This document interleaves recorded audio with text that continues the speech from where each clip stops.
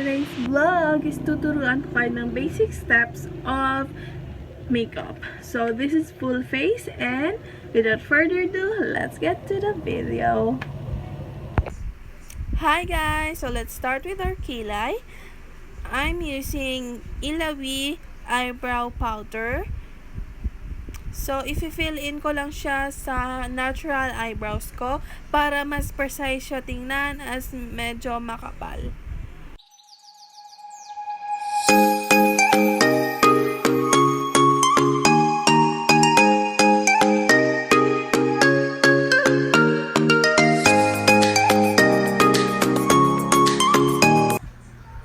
See guys, 'di ba? Mas makapal siya at mas maganda tingnan. So off cam ko na guys, ginawa yung kabilang side para mas makatipid sa oras. And now let's proceed to our eyelids. So I'm using concealer palette, and yung pinili kong shade is the third to the lightest shades. So kailangan talaga nating i-prime yung lids natin para mas mag-pop up yung color ng eyeshadow or mas matagal siya sa lids natin.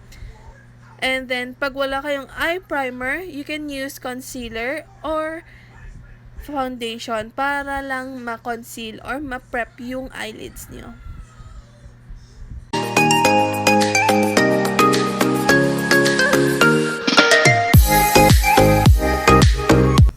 So now guys, tapos na tayo mag-prep. I'm using Careline Play to Slay palette. This is a full face palette by Careline. So gagamitin ko guys yung color white na shade ng eyeshadow para i-set yung primer.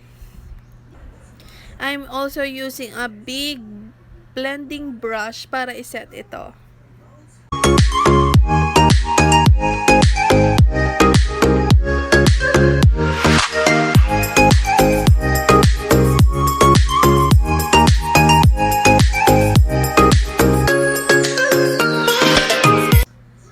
Now guys, let's proceed to the eyeshadow. So since beginner friendly ito, I'm using only 2 shades. So first is yung orange shades na ilalagay ko sa buong lids ko. Make sure guys na i-blend nyo ito ng maayos para mas maganda siya tingnan.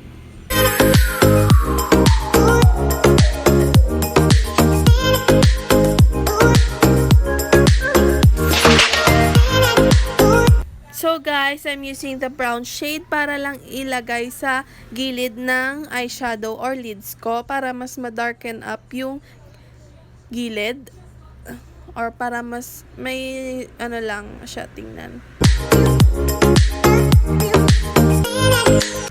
So guys, let's proceed to the eyeliner. So wala akong eyeliner ngayon, and ang gagamitin ko is yung darker shade ng lipstick Careline na meron ako, which is yung Craving. So another tip guys is that maging resourceful kayo. Pag wala kayo ng specific product na gagamitin nyo, make sure na meron kayong kapalit or maging resourceful lang.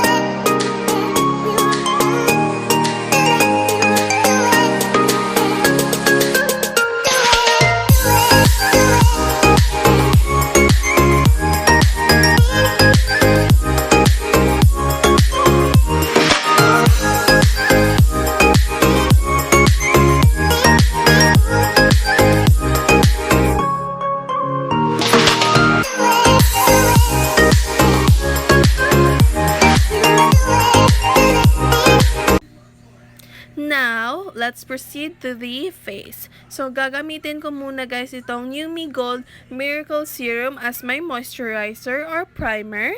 Then, ilalagay ko lang siya sa buong face ko.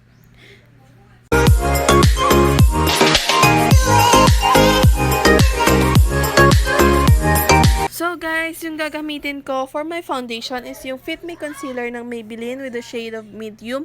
Kasi naubos na yung foundation ko and nagiging resourceful lang ako. So, pinapakita ko rin yung mga suggestion ko sa inyo.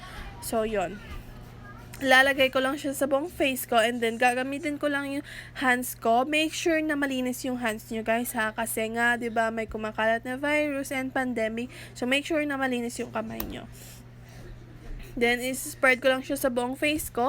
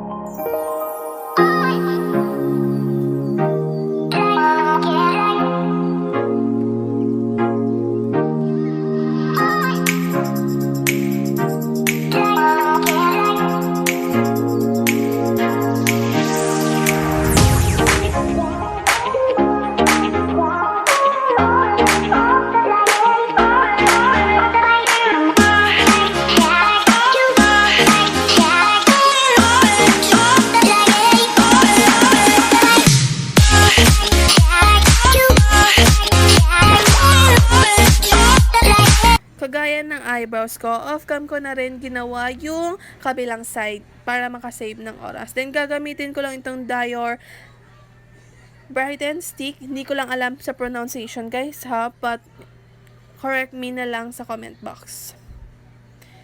Nilalagay ko lang siya guys dun sa aking under eye para ma-brighten up lang yung area yon.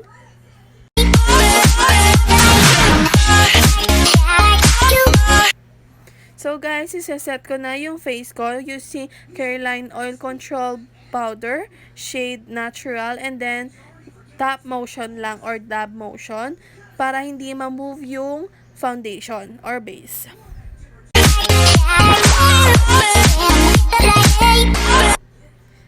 So, I'm using again the Play to Slay palette for my contour. So, gagamitin ko lang yung lightest shade of brown para maging contour ko.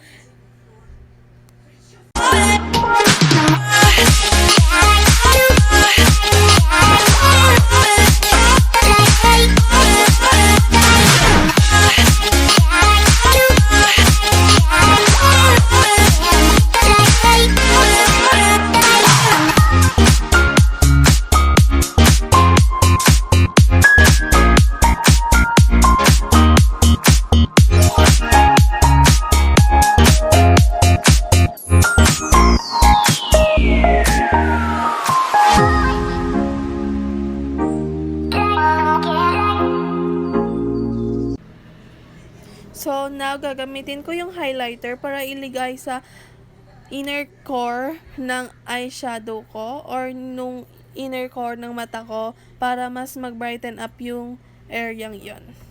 Para mas maganda lang siya tingnan.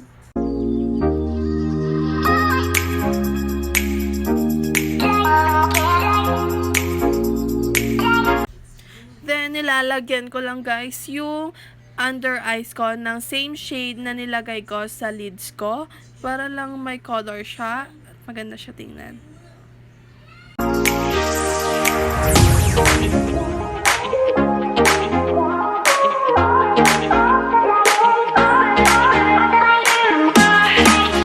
Now is for blush. So, gagamitin ko lang yung darkest shade ng palette na to for my blush. So, ilalagay ko lang siya sa cheeks.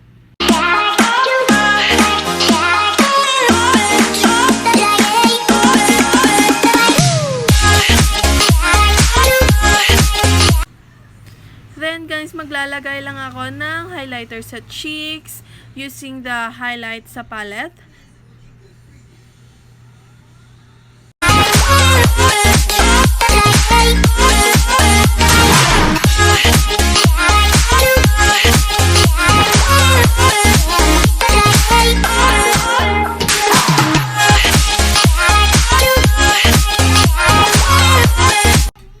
So guys, i-contour nyo rin yung nose nyo nakalimutan ko siya kanina i-contour. Tapos, lalagyan ko lang ng highlighter yung tip of my nose and then yung bridge. Yun lang.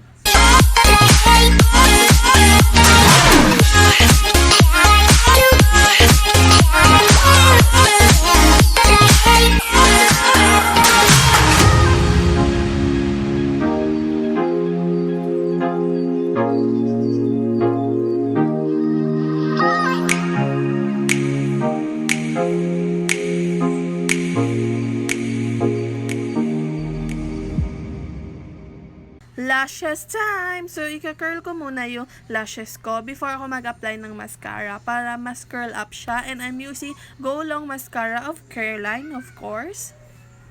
So, guys, pwede nyo gamitin yung Careline products kasi affordable siya and then talagang maganda yung pigmentation nila or yung product itself.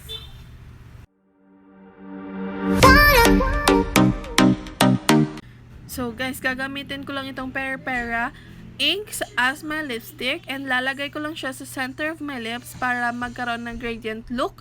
And of course, lalagyan ko rin ng highlighter yung taas.